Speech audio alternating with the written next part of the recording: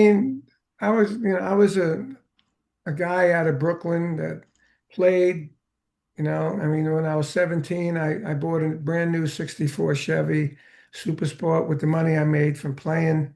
And so I've always been playing gigs. I've always been playing gigs. When I graduated high school, I didn't know what to do. I didn't want to go to college. I really didn't want to be anything. So I went to a vocational school in Brooklyn called Grady.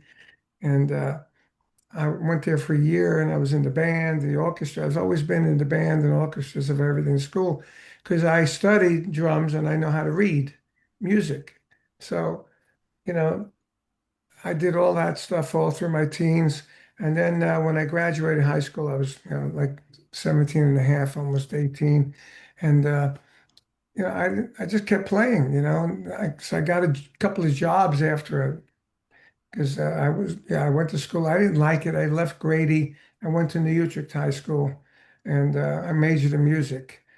So I was all about music all the time. So um, after I graduated, I didn't know what I wanted to be. I just wanted to play. My dream was to be like my drum teacher.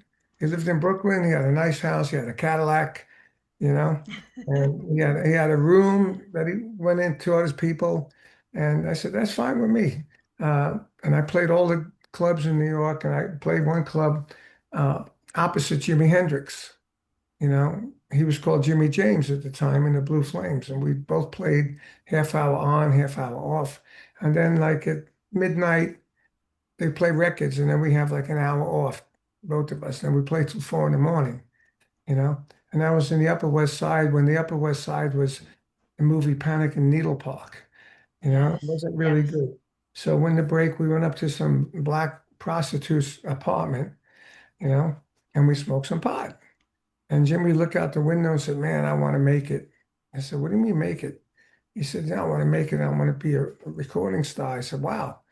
He said, "What about you?" And I said, "Well, I don't care. I just want to make money to have a house and a Cadillac, you know."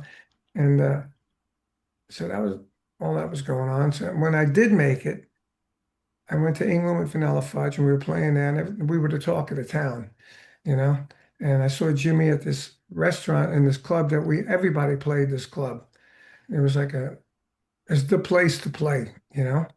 And Jimmy was in the restaurant and I went in there and I knew his Jimi Hendrix was Jimmy James because he played with his teeth. Nobody else did that, you know. So when I went up to him and I said, "Hey, Jimmy, come on." I look different now, and he looked different, you know.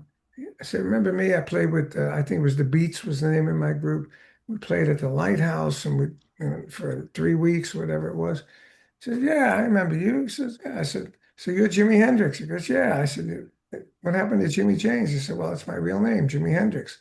I said, "Wow."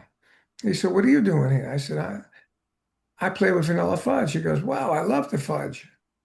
So that started a career of knowing him in the business. We've done a lot of shows together. We've done a lot of things. We recorded at his studio. We did all kinds of stuff, you know.